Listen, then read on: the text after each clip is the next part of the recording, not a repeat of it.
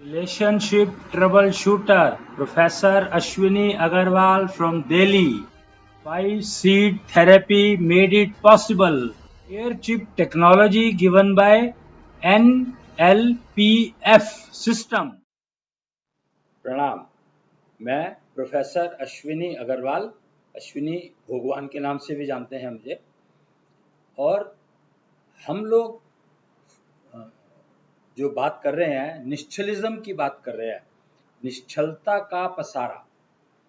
और निश्चलता का पसारा यानी निश्चलता का पसारा का मतलब क्या है कि छल रहित दुनिया। छल रहित दुनिया तो पता नहीं, पर छल रहित मैं, यानी मेरे लिए दुनिया छल ना कर सके, दुनिया का कोई भी प्राणी मेरे को चीटिंग ना कर सके। निश्चलता का पसारा का मतलब ये नहीं है कि मैं अपने आप को निश्चल कर रहा हूं ना, टारगेट मेरा ये है कि मुझे कोई छल ना कर सके, मुझे को कोई चीटिंग ना कर सके मेरे साथ। तो हम निश्चलता का पसारा इसको कहते हैं। हमें नहीं मतलब कि हमारे अंदर छल है या नहीं है, उससे कोई मतलब नहीं है, मेरे को कोई मतलब नहीं है।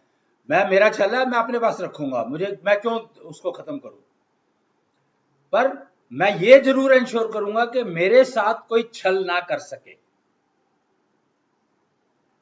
तो निश्चलता का पसारा हमने ये डिफाइन किया है। ये कृष्ण ने एक्चुअली समझाया था, पर मुझे पता नहीं समझ में आया कि नहीं आया, क्योंकि कृष्ण को छलिया कहा गया है। अब कृष्ण विष्णु के पूर्ण अवतार थे, तो वो छलिया कैसे हो सकते हैं? तो लोगों ने विष्णु को भी छलिया कहना शुरू कर दिया।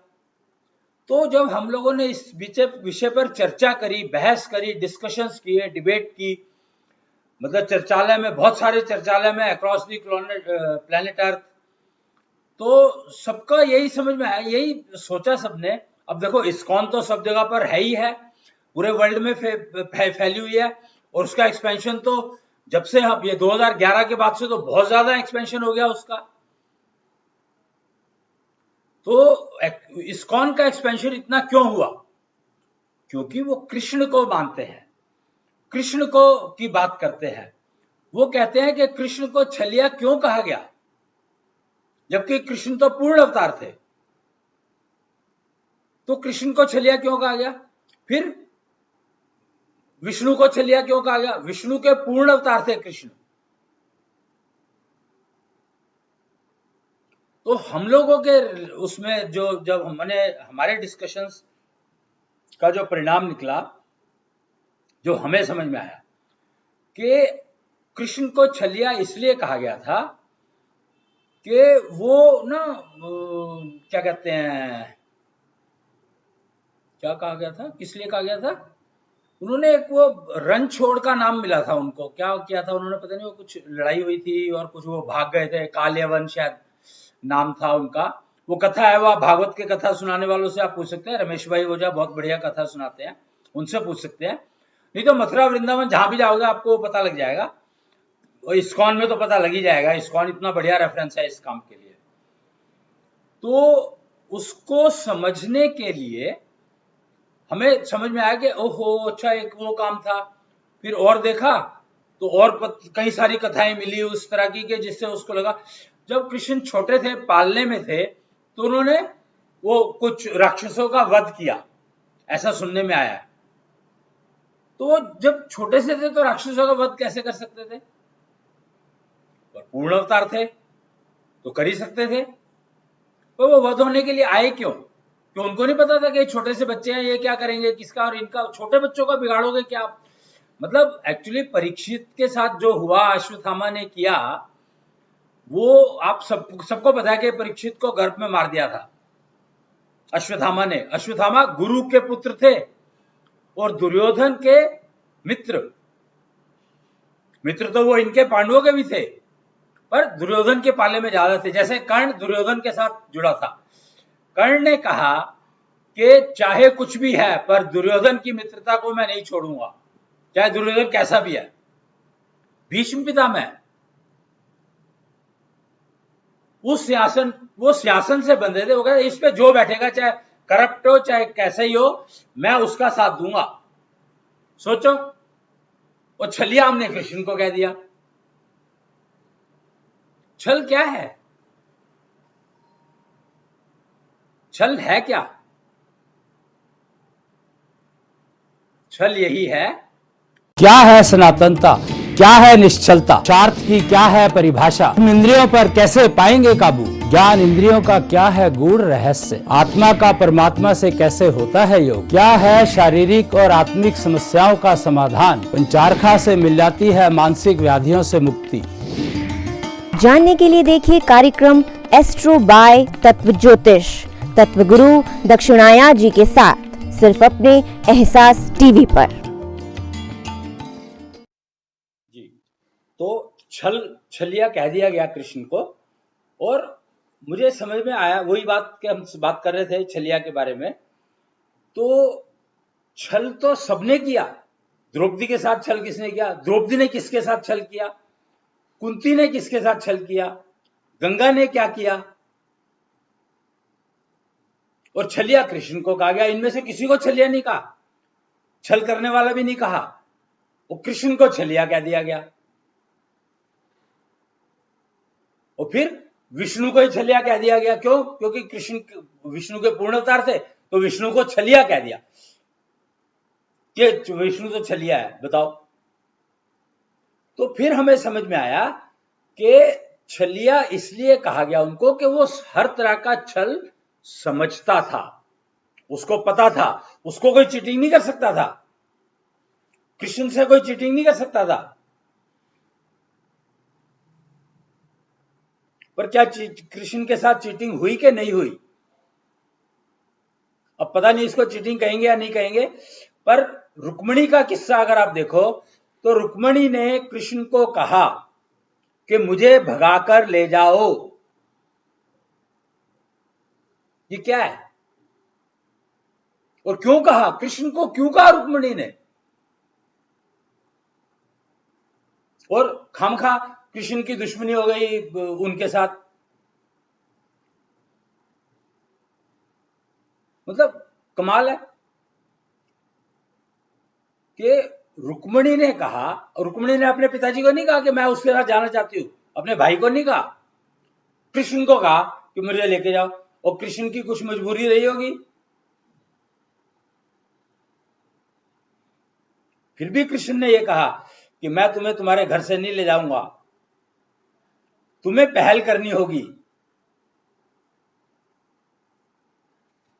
अब सोचो कि ये हमने जब हम विवाह की बात करते हैं, योग की बात करते हैं, युगलता की बात करते हैं, तो हम कहते हैं कि पहले पुरुष घर छोड़ता है। और फैला क्या रखा है मार्केट में? छलिया किसको कहोगे? मतलब कमाल है कि छल नाम के शब्द को ही कितना मिसयूज किया गया कि कहा कि लड़की घर छोड़कर आती है, अपने सारे घर परिवार को छोड़कर आती है। जबकि फैक्ट यह है कि पहले लड़का छोड़ता है अपना घर। वो कहते हैं ना, कुछ वो जोक्स बनाए हुए हैं कि अभी भैया घोड़े में बैठा है, अभी भाग जा, मौका है। वो किस लिए कहा गया? सिर्फ इसीलिए कहा गया कि पहले ये समझो, समाज को ये समझना पड़ेगा, लड़कियों को खासकर, लड़कियों के दिमाग में ये बात डेफिनेटली बैठनी चाहिए कि पहले लड़का अपना घर छोड़ता है, अपने परिवार को छोड़ता है, फिर तुम्हें लेने आता है। अब तुम्हारी मर्जी है, तुम उसको अपने घर में रख लो, चाहे उसके साथ चले जाओ। और कोई लड़की अपने घर में रहने को तैयार नहीं है लड़के के साथ। कितनी फिल्में बनी है देख लो आप, मुश्किल से 3-4 फिल्में बनी होंगी जिसमें ये दिखाया हुआ है कि लड़की लड़के को घर में रहने को तैयार कर लेती है, तो उस घर का क्या हालत होती है। नहीं तैयार है, लड़की रखने को तैयार नहीं है लड़के को अपने घर में, और लड़का अपना घर परिवार सब कुछ छोड़ करके आता है उससे विवाह करने के लिए। तो मूर्ख कौन हुआ? छला कौन गया? किसको साथ छल हुआ?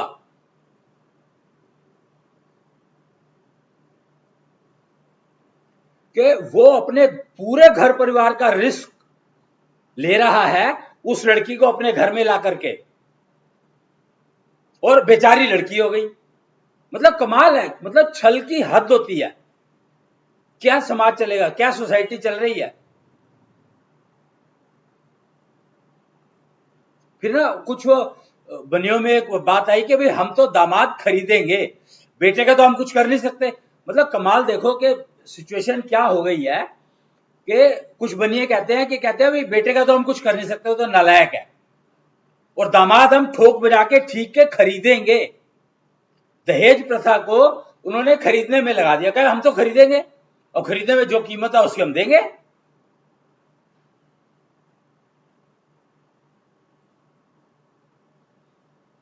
अब इसको दहेज आप कह नहीं सकते, मर्जी आपकी, आप नहीं देना चाहते तो मत दो अपनी बेटी वहां पर। आप अपनी बेटी को, अभी कुछ दिन पहले की बात है कि एक बनिए ने मना कर दिया कि लड़की को कुछ नहीं देना। वो कहते हैं ऐसा कैसे हो सकता है, मतलब लड़की के पेरेंट्स कहते हैं ऐसा कैसे हो सकता है, हम तो देंगे, हमने देंगे तो अपनी लड़की को अपने घर में रख लो। और वो इतना बढ़िया लड़का मिल रहा है तो क्या करेंगे, और वो लेने को तैयार नहीं है, उसका बाप लेने को तैयार नहीं है लड़के का, लड़के की तो मुझे पता नहीं।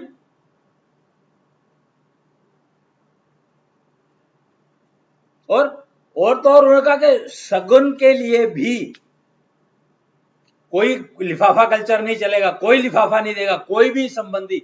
अगर किसी को लगता है कि बिना लिफाफा दिए हम शादी में नहीं जा सकते तो आपको शादी में आने की जरूरत नहीं है।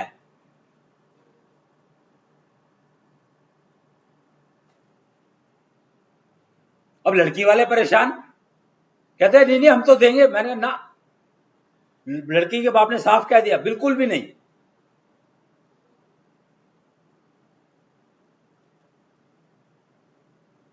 तो अब बताओ मेरे को कि एक वो चल रहा है, ये भी चल रहा है, ये भी चल रहा है, तो चल रही हैं चीजें, कोई चलेंगी। सोसाइटी है जैसे जैसे वो कहते हैं समाज तो अपने ढर्रे से चलता है और तुम समाज का हिस्सा हो। भैया ये कहीं नहीं लिखा हुआ कि समाज ढर्रे से चलता है। कौन सा समाज ढर्रे से चलता है बताओ? सिर्फ स्लेव मेंटालिटी, भेड़ बकरी मेंटालिटी है जो ढर्रे से चलती है। भेड़ बकरियां चलती है ढर्रे से, वो भी भेड़ और बकरियां एक साथ कर दोगे तो नहीं चलेंगी, पुश करना पड़ता है उनको। भेड़ें एक साथ चल जाएंगी, बकरियां नहीं चलती। बकरियां तो वो लगता है झुंड चल रहा है पर सारे अपनी मर्जी से चलती है, उनको करना पड़ता है। वो भेड़ों को कुछ करने की जरूरत नहीं है, एक बार चला दो तो वो चलती चली जाएंगी। डायरेक्शन बदलनी है, एक भेड़ को इधर को कर दो, सारी उसके पीछे चल देंगी। बकरियां ऐसा नहीं करती, बकरी को चलाना पड़ता है, गाय भैंसों को चलाना पड़ता है। फर्क है, भेड़ कल्चर और बकरी कल्चर में फर्क है।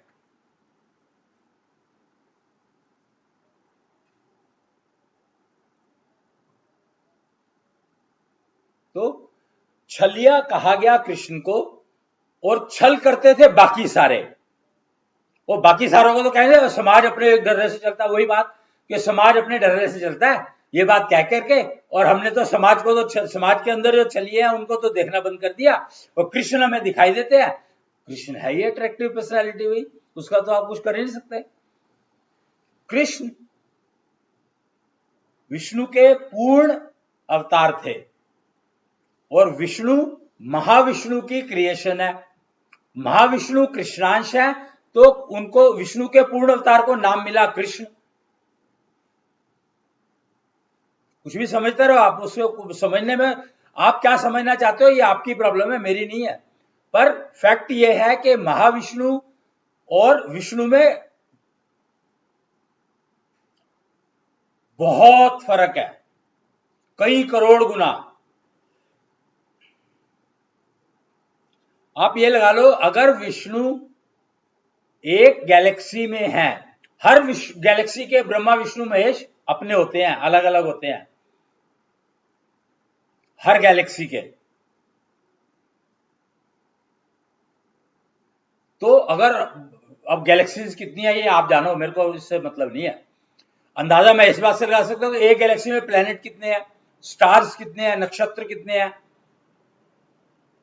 सारे प्लेनेट स्टार्स और नक्षत्रों को गिन लो, प्लैनेट्स को, स्टार्स को और नक्षत्रों को गिन लो, तो इतनी गैलेक्सियां हैं। हर गैलेक्सी का ब्रह्मा विष्णु महेश अपना अपना है, और महाविष्णु इन सबके ऊपर है। और महाविष्णु के मेन दो रूप हैं, एक कृष्णांश का और दूसरा शुक्र का,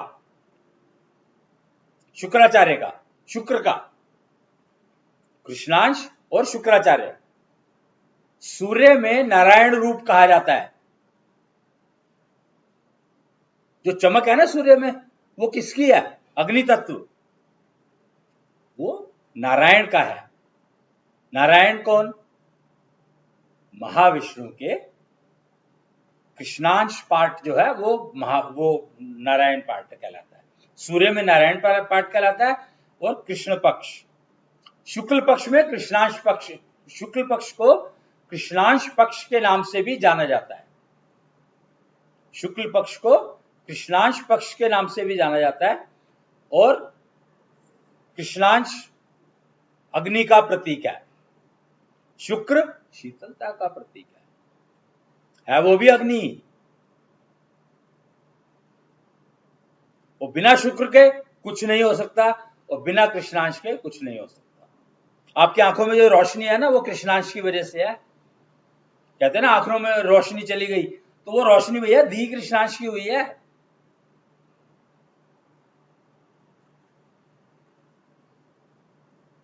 मन की आंखें खुलती है, कहते हैं मन की आंखें खोलो, मन की आंखों से सब कुछ दिखता है। तो वो अगर बात तो फिजिकल आंख आपकी बंद है तो सपने आते हैं, दिखते हैं वो क्या है? तो वो कृष्णांश के कारण दिखाई देते हैं आपको।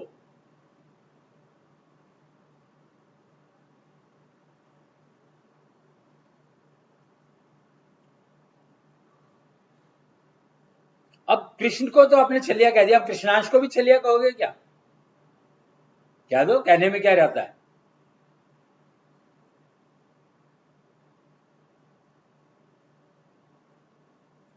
नाम आप कोई भी रख लो, पर अल्टीमेटली आप ब्रह्मा विष्णु महेश के अलावा और किसी की पूजा तो कर ही नहीं सकते। गैलेक्सी के अंदर अगर आप रह रहे हो तो किसी भी प्लेनेट पर, तरीका कोई भी हो, प्रोसीजर कोई भी अडॉप्ट कर लो पूजा का, किसी का भी बनाया हुआ हो, निष्ठा योग का प्रोसीजर बेस्ट है। क्यों? ये कृष्णांश का दिया हुआ प्रोसीजर है, कृष्णांश भगवान जी का।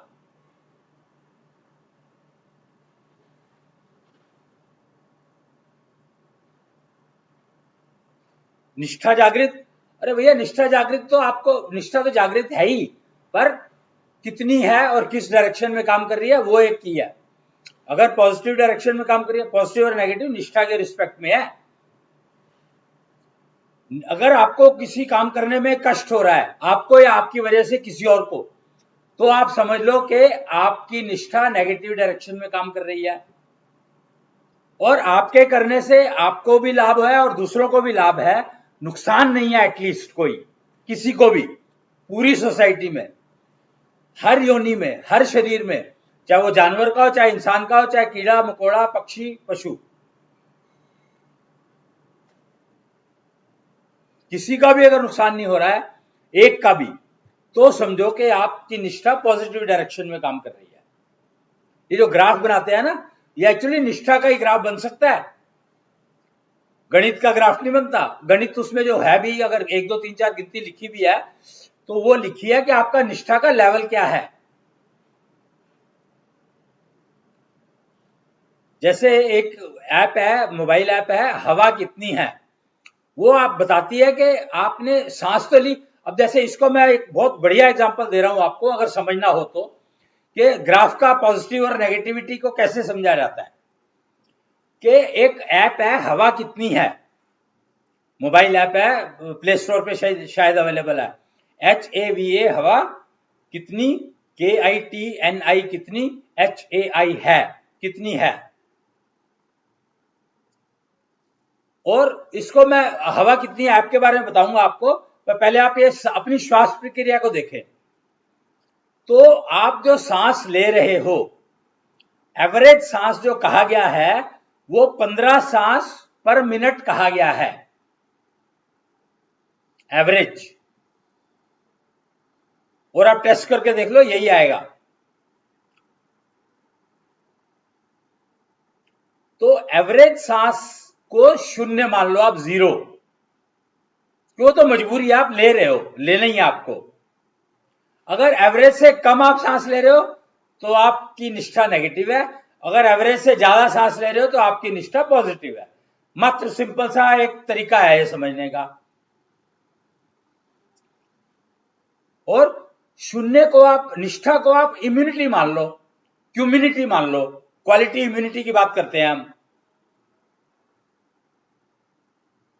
और क्वालिटी इम्यूनिटी जितनी ज्यादा होगी उतना ही आप एयरबॉर्न डिजीज से डेफिनेटली बच जाओगे, प्रोटेक्शन है ये आपके लिए। तो क्वालिटी इम्यूनिटी यानी क्यूमिनिटी कहा गया उसको। क्यूमिनिटी को अगर आपने समझना है तो क्यूमिनिटी का जीरो जो है वो आपकी एवरेज ब्रीदिंग है, यानी 1 मिनट में 15 सांस। और यह जीरो जो है ना बड़ी है थोड़ी सी, यानी इसका टॉलरेंस लेवल क्या है? टॉलरेंस लेवल है इसका 12 से 15 सांस।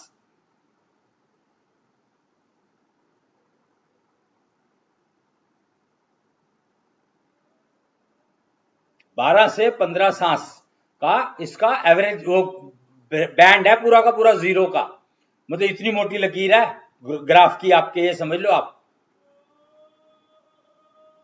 3 सांस का फर्क है।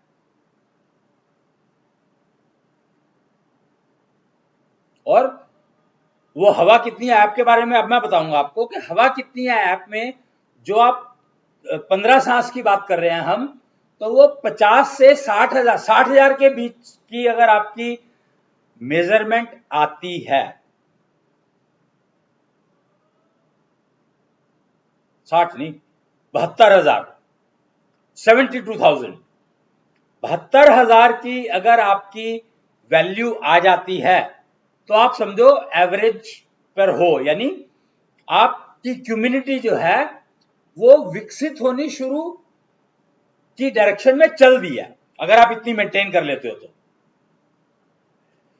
इससे पहले आपकी इम्यूनिटी है और इसके बाद क्यूमिनिटी है।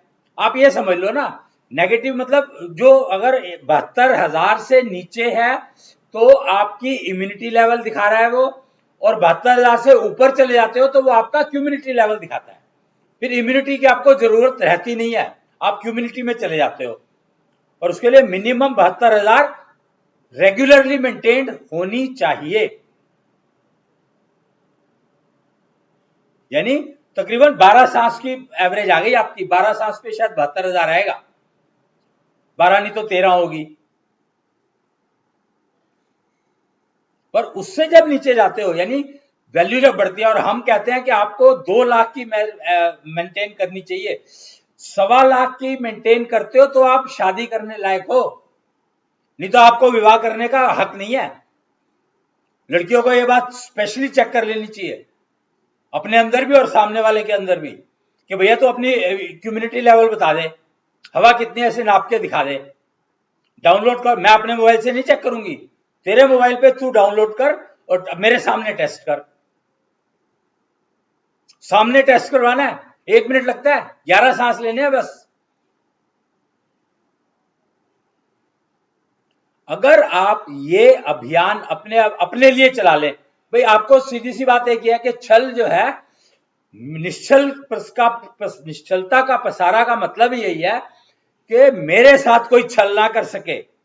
मैं निश्चल हूं या ना हूं मेरे को उससे कोई मतलब नहीं है, मतलब मैं अपने से कोई मतलब नहीं रख रहा, पर सामने वाला मुझे छल नहीं करना चाहिए, तो उसकी वैल्यू 72,000 मेंटेन्ड होनी चाहिए।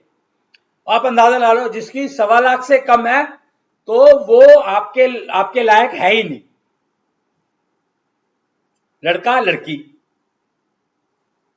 अब आप डिसाइड कर लो कि आपको शादी करनी है कि नहीं करनी है। अगर हेल्दी शादी करनी है तो ये रूल बना लो। मेजरमेंट, टेक्नोलॉजी का जमाना है भाई, टेक्नोलॉजी का जमाना है, तो शादी में टेक्नोलॉजी क्यों नहीं? कब तक हम उन लोग ऑब्सोल्यूटेड सिस्टम में घुसे रहेंगे? और डाइवोर्स की तरफ, डाइवोर्स भी नहीं ले सकते क्योंकि पेरेंट्स को नुकसान, पेरेंट क्या कहेंगे, मोहल्ले वाले क्या कहेंगे, फ्रेंड सर्कल क्या कहेगा, मैं जगह बदलूं क्या? डाइवोर्स लेने के लिए अपने आप को कितना तैयार करना पड़ता है, कितना मारना पड़ता है, आप सोच नहीं सकते हो। कि मैंने ऐसी बेवकूफी करी क्यों, मैं शादी नहीं करता या करती अगर मेरे को डाइवोर्स ही लेना था तो। अपने पिताजी की हार्ड अर्न मनी को मैंने बर्बाद कर दिया। उनके सारे के सारे जो उन्होंने अपनी उनकी इज्जत को नुकसान किया, मैंने उनकी रिस्पेक्ट को ठेस पहुंचाई, पेरेंट्स को सबसे ज्यादा ठेस पहुंचाई, फिर अपने भाई बहनों के सर्कल को, उनके जो रिश्तेदारों में उनमें कि अगर उसका डाइवोर्स हुआ तो इसका भी हो जाएगा, ये इसके ऊपर रिलायबिलिटी कम हो गई। युगलता तत्व तो आपको जागृत करना ही पड़ेगा और मेंटेन करना पड़ेगा। उसके बिना शादी करोगे तो आप सोच लो फिर क्या होगा।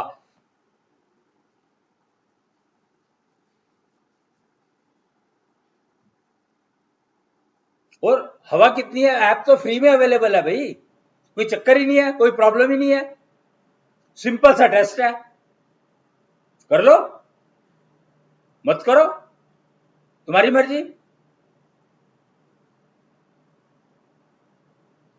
अगर आपको निश्चलता का पसारा अपने जीवन में उतारना है, लाना है, स्वर्ग की वाइब्रेशंस, निश्चलता का पसारा का मतलब है कि आपके घर में स्वर्ग की वाइब्रेशंस आने लगेंगी।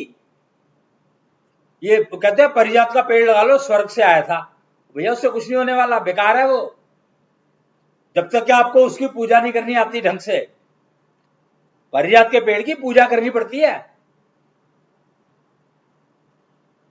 नहीं तो नर्क देता है, इतना वजन, इतना भारी है, इतनी जबरदस्त वाइब्रेशन है उसकी कि आपके घर को बर्बाद कर देगा वो, अगर आप उसको तरीके से, उसकी प्रोसीजर से पूजा नहीं करेंगे तो, उसकी देखभाल नहीं करेंगे तो, प्रोसीजर से, विधिवत।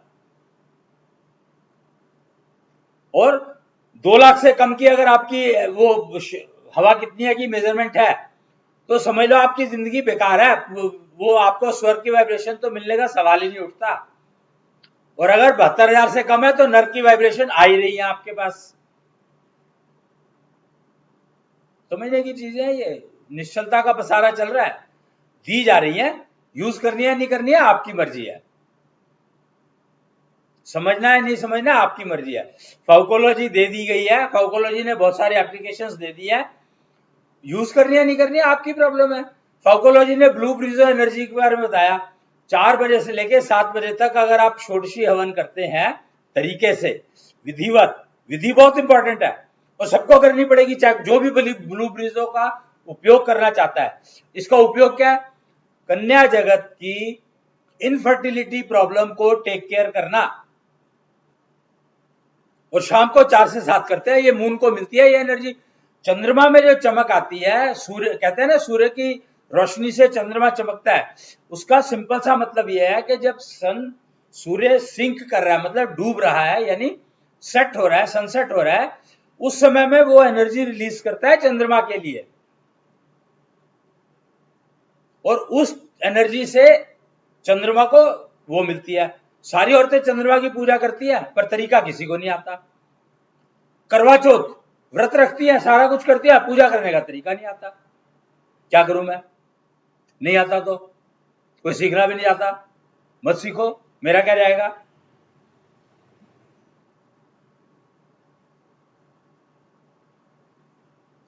तो आपको ये बातें बताई जा रही हैं, आप मानो या ना मानो, ये आपकी समस्या है, आपकी प्रॉब्लम है, आपकी समझ है। हम लोग 4D इन्फ्यूजर इंस्टीट्यूट चलता है ट्रेनिंग देने के लिए, किसी को षोडशी हवन सीखना है 4D इन्फ्यूजर इंस्टीट्यूट में एडमिशन ले लो, किसी को ब्लू ब्रिजो एनर्जी समझनी है 4D इन्फ्यूजर इंस्टीट्यूट में एडमिशन ले लो। हर एक चीज के कोर्सेज हैं बने हुए, ऑनलाइन भी चलते हैं, ऑफलाइन भी चलते हैं, और कंपलसरी है जो ऑनलाइन चलता है तो उसको ऑनलाइन ही करना पड़ेगा आपको, आपके पास कोई चॉइस नहीं है। जहां पड़ोस में रहते हो कोई हल नहीं है आपके पास। 4D इन्फ्यूजर इंस्टीट्यूट के कोर्सेज डिफाइंड है, कौन से तरीके से चलेगा तभी फायदा देगा, नहीं तो देगा नहीं। तो ये नहीं कि कोर्स तो आपने कॉलेज में जाके कर लिया, स्कूल में इंस्टीट्यूट में जाके कर लिया और फिर आप व्हाट्सएप पे और उस पर सवाल पूछ रहे हो, वो बेकार है। कॉपी पेंसिल की कोई जरूरत नहीं होती है अगर आप ये कोर्सेज 4D इन्फ्यूजन इंस्टीट्यूट की एजुकेशन को फॉलो करते हो तो कॉपी पेंसिल चाहिए ही नहीं, सिर्फ दिल दिमाग, दो चीजों का इस्तेमाल होता है। दिल दिमाग, याद रखने की कोई चीज है ही नहीं, क्योंकि वो 4 बार बोलते हो तो अपने आप याद हो जाती है। और शुक्र को तो आपको ठीक करना रखना बहुत जरूरी है भाई, शुक्र के बिना तो कुछ है ही नहीं। आप भोजन का स्वाद शुक्र के बिना नहीं होता, आपका जो बोल रहे हो बोलने में मिठास शुक्र के बिना नहीं हो सकती, सुगंध गंध लेने का जो आपका नाक का सेंस है शुक्र के बिना नहीं हो सकता, आपका दिमाग कितना काम करता है शुक्र के बिना काम ही नहीं करेगा, शिव ज्योति शुक्र के बिना जलती नहीं। शुक्र जलता है ज्योति में, आपने देखा होगा दिए में तेल जलता है, बाती नहीं जलती। वो लोगों ने बाती को जलाना शुरू कर, मतलब हद है कंफ्यूजन की। ये कंफ्यूजन है या छल है मुझे नहीं पता, क्या कहोगे इसको। I think it is better कि अगर हम कंफ्यूजन को ही छल मान ले तो बहुत बड़ी समस्या हल हो गई हमारी। तो ले ये तो बहुत बढ़िया। आज के दिन को 7 अक्टूबर को हम लोग छलिया दिवस ही डिक्लेयर कर देते हैं ना, बात ही खत्म हो गई। 7 अक्टूबर 2020 छलिया दिवस के नाम से सेलिब्रेट किया जाएगा हम लोगों द्वारा, श्वास योगियों द्वारा, षोडश पंथियों द्वारा। Very good. तो कृष्ण का एक नाम और इस्तेमाल हो गया, उपयोग हो गया। ये छलिया मेरे ख्याल से इनको इनके फ्रेंड्स ने कहा होगा। कृष्ण के फ्रेंड्स मित्रों में और लड़कियां भी थी क्या, पता नहीं मेरे को। लड़कों की दोस्ती में लड़कियां कहां होती हैं। ओ छलिया, ओहो, तो लड़के और लड़कियों में दोस्ती तो होती नहीं है, कैसे हो जाएगी। लड़कों को तो भागने की आदत होती है और लड़कियों को ठहरने की आदत होती है, और लड़कियां भागना शुरू कर देंगी तो घर ही नहीं बनेगा। उफ, कितना बड़ा कंफ्यूजन, कितना बड़ा छल किया गया है हम लोगों के साथ, कितना बड़ा छल। और उससे हुआ क्या, लड़कों ने धीरे भागना शुरू कर दिया। क्यों, लड़कियों को साथ लेना है तो लड़कों ने धीरे भागना शुरू कर दिया। उनका तो सारा का सारा सिस्टम ही बिगड़ गया। अब समझ आई कि लड़कों की जो है शुक्र इतना वीक कैसे हो गया। छलिया दिवस ग्रेट। आज जो है ना 7 अक्टूबर है, 7 का मतलब होता है केतु। आज केतु ग्रहण हटा है पुरुषों के ऊपर से।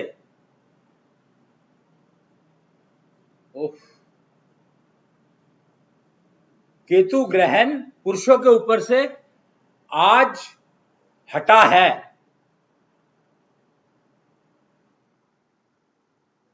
इसका मतलब क्या हुआ, इसका मतलब यह हुआ कि जो भी केतु ग्रहण से इफेक्टेड हैं उनको पीताम्बरो एनर्जी का उपयोग करना होगा, षोडशी हवन करना होगा सुबह, तो उनके ऊपर केतु ग्रहण का इफेक्ट नहीं होगा।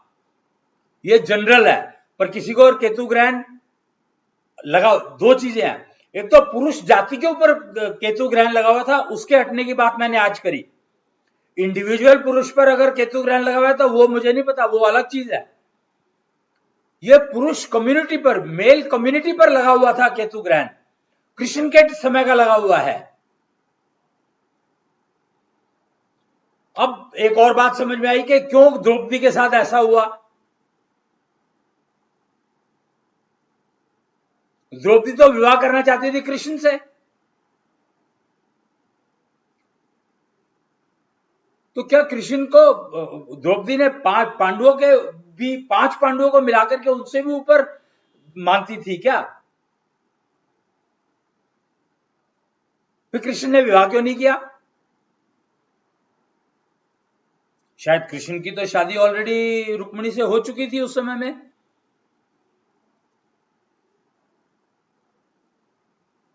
पता नहीं, ये भागवत वालों से पूछना पड़ेगा आपको। मैं इस बारे में, मेरे को मतलब क्लियर नहीं है। इस्कॉन जाकर के पूछ सकते हैं आप, इस्कॉन में मिल जाएंगी आपको ये जानकारी, और भागवत करवाने वालों से मिल जाएंगी, कृष्ण कथा कराते हैं उनसे मिल जाएगी। हम लोग कृष्णांश कथा करते हैं शुक्रवार को शाम को 4 बजे, हर शुक्रवार को 4 बजे कृष्णांश कथा का समय होता है। तकरीबन 45 मिनट से 1 घंटे की होती है। तो अगर आप चाहें तो सुन सकते हैं, FB लाइव होता है इसका, और अश्विनी कुच्छल पर ये वीडियो अवेलेबल रहते हैं, आप जब भी सीख सकते हैं। पुरानी कृष्णांश कथाएं हुई वहां पर मिल जाएंगी आपको, अश्विनी कुच्छल YouTube पर।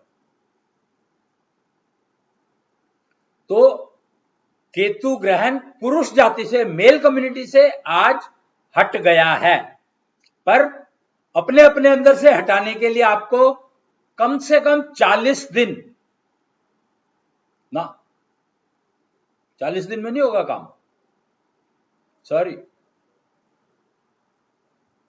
40 वीक्स डिलीवरी का जो टाइम होता है, 40 वीक्स आपको ये रोज करना होगा।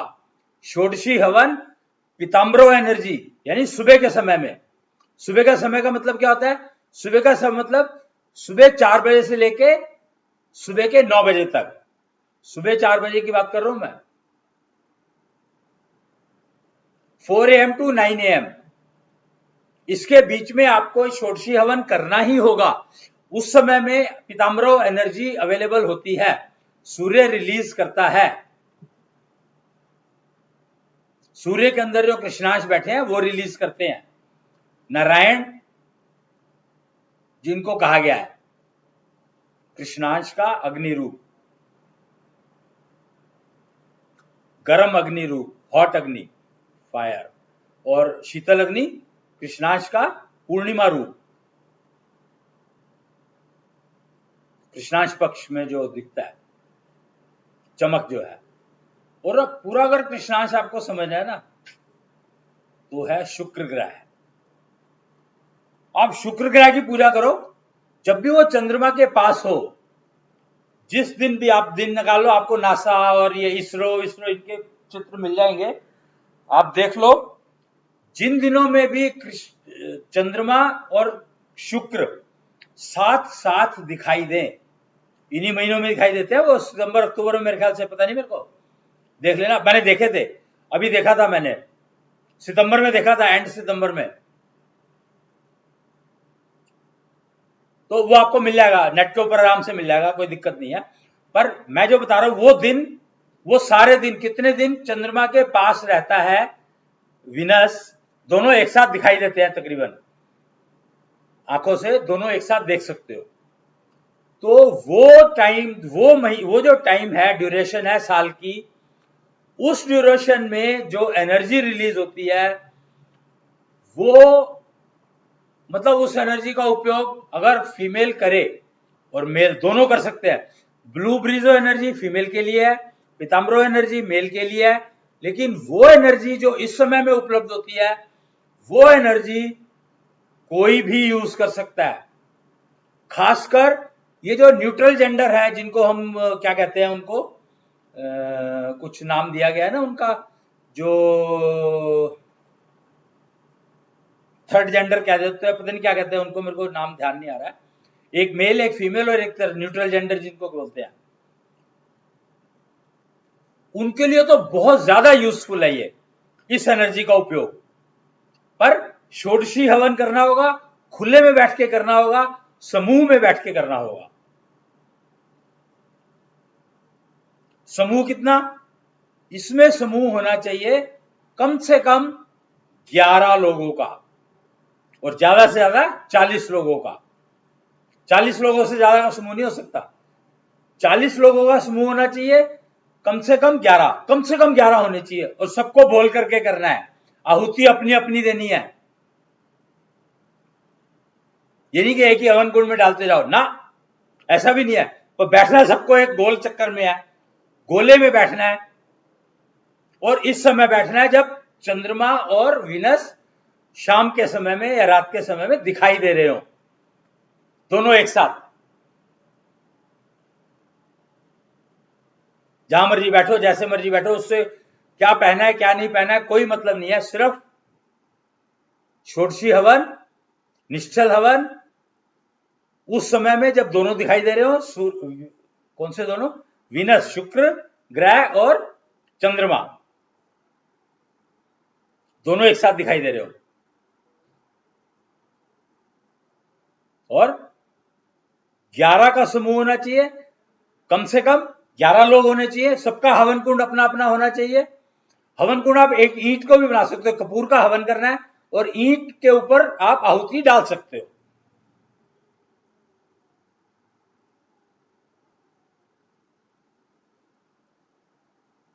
शीतल हवन कहा गया इसको, कपूर की आहुति, कपूर का जो हवन होता है वो शीतल हवन कहलाता है।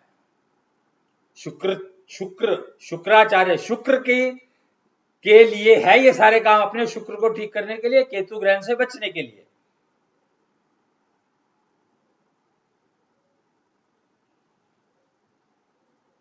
तो ये और खासकर न्यूट्रल जेंडर को बहुत फायदा देगा। और अगर पुरुष उस तरफ अपने मतलब शुक्र को लूज कर रहा है, वीक हो रहा है उसका, तो उसको ये करना ही पड़ेगा, पर ग्रुप में करना है, 11 से कम का काम नहीं चलेगा। और 40 ज्यादा से ज्यादा होने चाहिए, 40 से ज्यादा नहीं काम चलेगा, 40 से ज्यादा होते ही नया ग्रुप बना लो।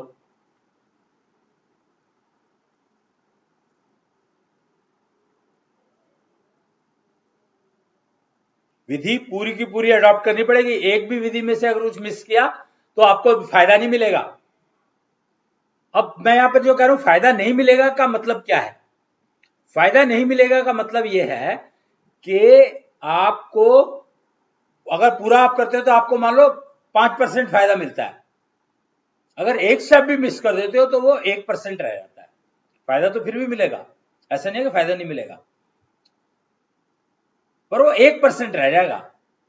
क्या मैं 2 स्टेप मिस कर दूंगा और कम हो जाएगा, आप करो ही मत। नहीं जी करेंगे, कुछ कर लेंगे, कुछ नहीं करेंगे, थोड़ा सा फायदा मिल जाएगा, आपकी मर्जी।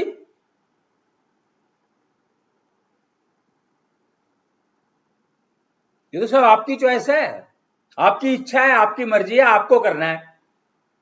और पुरुषों को अलग कर, इसमें हाँ, इसमें एक ही एडवांटेज है कि पुरुष और महिलाएं साथ बैठ के कर सकती हैं।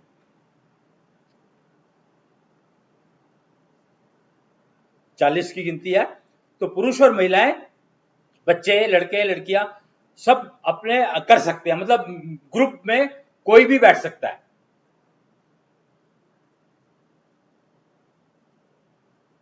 जब शुक्र और चंद्रमा साथ हो, ये याद रखना आप, नियम है, ये नियम है और नियमानुसार ही चलना पड़ेगा। जैसे ना वो आप देखो अगर तो 5 बार नमाज पढ़ते हैं ये लोग, कितने नियमित नियम से चलते हैं, चाहे कुछ भी हो जाए नमाज मिस नहीं होती है इनकी।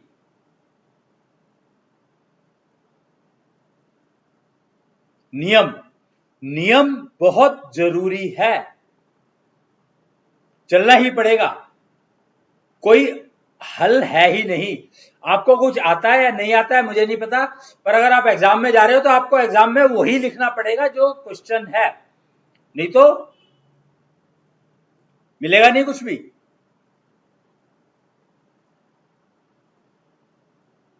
एक्सरसाइज में प्राणायाम करते हैं, अनुलोम विलोम कर रहे हो तो आपको ये जो ये प्रक्रिया ये करनी पड़ेगी।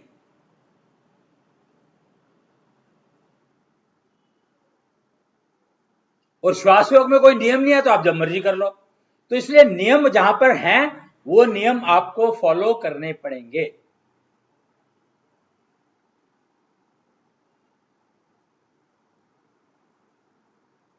ये आप समझ लें। और शुक्र को तो आपको इंप्रूव करना ही पड़ेगा, क्योंकि शुक्र ही आपकी सेहत को मेंटेन करता है, हेल्थ को मेंटेन करना शुक्र का काम है। कम्युनिटी से शुक्र इंप्रूव होता है, कम्युनिटी बढ़ रही है तो यानी शुक्र इंप्रूव हो रहा है।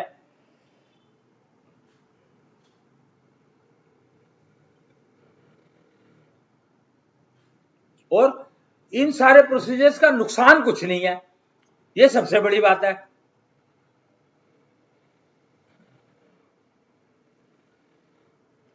फायदा कम हो सकता है, ज्यादा हो सकता है, किसी में 90% फायदा होता है, और अगर ठीक नहीं करोगे तो हो सकता है 2% फायदा हो, 5% फायदा हो, गैप इतना हो सकता है। आप ये नहीं कह सकते कि वही बात कि मेरा नुकसान हो गया। क्या नुकसान हुआ? भी पहले मैं 50,000 रुपये कमाता था, अब मैं जो है 40,000 कमाता हूं, तो मेरा नुकसान हो गया, जबकि आपकी कमाने की वर्थ तो थी 12,000। वही गोल्ड की बात करो, मैं गोल्ड का एग्जांपल ले रहा था, कहीं पर बात हो रही थी तो सोने का एग्जांपल आया, किसी ने दिया, मुझे बड़ा अच्छा लगा तो मैंने भी पकड़ लिया कि 1960 में 111 रुपए का गोल्ड था 1 किलो, या जो भी यूनिट रही होगी, तोला 10 में, पता, ये तो पता भी नहीं लगता ना इनका, तो एक तो मैं 1 किलो का ही रेफरेंस लेता हूं क्योंकि हम रेफरेंस के हिसाब से चल रहे हैं। तो वो 111 रुपए किलो का गोल्ड आज 50,000 रुपए किलो हो गया। हम गोल्ड का चांदी ले लेते हैं, अगर किलो और तोले में कोई फर्क होगा तो, रेफरेंस के लिए कर रहा हूं मैं। तो 111 रुपए की चीज 50,000 की हो गई, कैसे हो गई? किसमें फर्क पड़ा? मेरी नोशन में ही तो फर्क पड़ा ना। ये प्रॉफिट कोई नहीं गिनता, क्योंकि ये प्रॉफिट है ही नहीं, क्योंकि एक्चुअली सोना तो वही का वही रहा ना, सोने में थोड़ी कोई फर्क पड़ा। आपने अपने गणित को बदल लिया, भैया गणित कभी बदल सकता है क्या? तो छल हम अपने आप से ही अपने छल करने लग गए। दूसरा क्या करेगा? अब निश्चलता का पसारा में हम क्या कह रहे हैं, आप अपने आप से जितना मर्जी छल करो, कोई फर्क नहीं पड़ता। लेकिन दूसरा अगर आपको छल कर रहा है तो आप क्या करोगे? सिक्योरिटी, इतनी सिक्योरिटी सिस्टम का चक्कर क्यों चला कि मैंने चोरी कर ली पर मेरी कोई चोरी ना कर ले। वो एक एग्जाम्पल आता है, वो बनियों का एग्जाम्पल लिया, वो अगेन बनियों का ही एग्जाम्पल आता है हमारे सामने ज्यादातर, क्योंकि पैसा उनके पास बहुत ज्यादा है, तो मैं क्या करूं, सारी दुनिया को वो चला रहे हैं, फाउंडेशन ही वही है, लक्ष्मी उनकी नौकरी करती है। अब लक्ष्मी उनकी नौकरी करती है तो इसमें मेरा कोई कसूर है क्या? तो आप बात क्या क्यों रहे हो भैया? जो कर रहा है वो सामने जो दिख रहा है उसको तो मैं कहूंगा, कहते हैं जो दिखता है वो बिकता है, जो दिख रहा है मेरे को उसको मैं ना बना करूं। अब तो वो आ गया कि जो दिखता है वो बिकता है, खत्म, जो चाहिए वो खरीदो, वो शुरू हो चुका है। विजिबल इज सेलेबल, कौन? Purchase, the needed is purchasable, और हर चीज अवेलेबल है दुनिया में, कोई चीज खत्म होने वाली नहीं है, कोई चीज खत्म होने वाली नहीं है, कोई भी चीज। और एयर चिप का जमाना आ गया भाई। अब तो पहले जो है इलेक्ट्रॉनिक्स के चिप बनती थी, इलेक्ट्रॉनिक्स की चिप बनती थी तो वो होती थी किसकी? सिलिकॉन, जर्मेनियम, पता नहीं क्या क्या यूज किया इन लोगों ने। लेकिन अब तो एयर चिप आ गई, एयर चिप का जमाना आ गया। कृष्णांश भगवान जी आए थे, वो दे गए, हवा में ऊर्जा बन के बैठ गए और एयर चिप बन गई। एयर चिप कोई भी बना सकता है, आपको जरूरत ही नहीं है उधर जाने की, मतलब इलेक्ट्रॉनिक्स का सामान खत्म, टेलीपैथी शुरू हो गई तो आपका मोबाइल खत्म, जरूरत ही खत्म हो गई मोबाइल की। सोचो अगर टेलीपैथी चल जाए तो आपको मोबाइल की जरूरत कहां रही? और आप षोडशी हवन की प्रैक्टिस शुरू कर दो, शुक्र अपना, शुक्र की वैल्यू अगर आप 3 लाख, हवा कितनी है को 1 साल नहीं 3 साल तक मेंटेन कर लेते हो, हवा कितनी है कि वैल्यू 3 लाख मेंटेन कर लेते हो 3 साल तक, तो आपका टेलीपैथी शुरू हो जाएगी। याद रखना है, एक दिन भी वैल्यू नहीं गिरनी चाहिए, 1 घंटे में भी वैल्यू नहीं गिरनी चाहिए, ये ध्यान रखना है। 3 लाख की वैल्यू अगर आप मेंटेन कर ले तो जो भी पुरुष, स्त्री, न्यूट्रल, इटरल, पिटरल, कोई भी प्राणी, कोई भी शरीर में अगर 3 लाख की हवा कितनी है मेजरमेंट मेंटेन करता है 3 साल तक लगातार, आगे तो रखनी पड़ेगी, मेंटेन तो हमेशा रहनी चाहिए।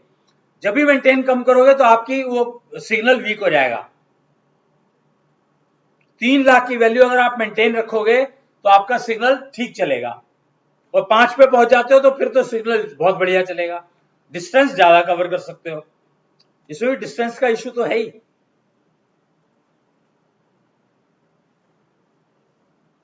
वो ना एक छतरी है,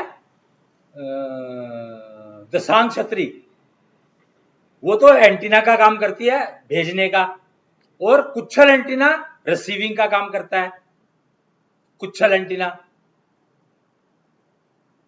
तो ये दोनों को धारण करना होगा और 3 लाख की वैल्यू मेंटेन करनी है 3 साल तक। उसके बाद आपकी टेलीपैथी की प्रोसीजर गारंटीड शुरू हो जाएगी। अगर आपकी टेलीपैथी की प्रोसीजर शुरू हो गया तो आपका सीक्रेसी अपने आप मेंटेन हो गई। रडार, अनिकेत रडार है। अगर आपको वो टेलीपैथी चलानी है तो अनिकेत रडार आपको इंस्टॉल करना पड़ेगा रिसीविंग स्टेशन वालों को। ट्रांसमिशन और रिसीविंग दोनों कर लेता है वो। छतरी भी लगी होनी, दशांग छतरी लगी होनी चाहिए घर में, मतलब भेजने वाले के यहाँ। रिसीविंग वाले के यहाँ तो अनिकेत रडार लगा होना चाहिए, और दशांग छतरी भेजने वाले के यहाँ लगी होनी चाहिए, और कुच्छल एंटीना पहनना है। दशांग छतरी तो घर के लिए काम करेगी ना, और एंटीना भी घर के लिए काम करेगा, पर एंटीना आपको पहनना पड़ेगा, पर्सनल यूज के लिए है वो। तो आप, कमाल है, छलिया दिवस के दिन इतनी जानकारी आ गई।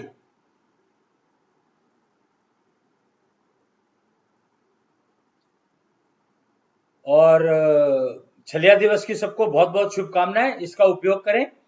और जो जानकारी दी है, कृष्णांश कथा 4 बजे शाम को हर शुक्रवार को होती है। नियम समझना है तो 5 बार नमाज करते हैं, इसको समझें तो नियम आपको समझ में आएंगे। और टेलीपैथी अगर आपको जागृत करनी है अपनी, तो 3 लाख से ऊपर की हवा कितनी है मेजरमेंट होनी चाहिए, 3 साल तक मेंटेन रखनी पड़ेगी। और वो एनर्जी कौन सी बताई थी मैंने, शुक्र को स्ट्रांग करना पड़ेगा। तो उसके लिए आपको ये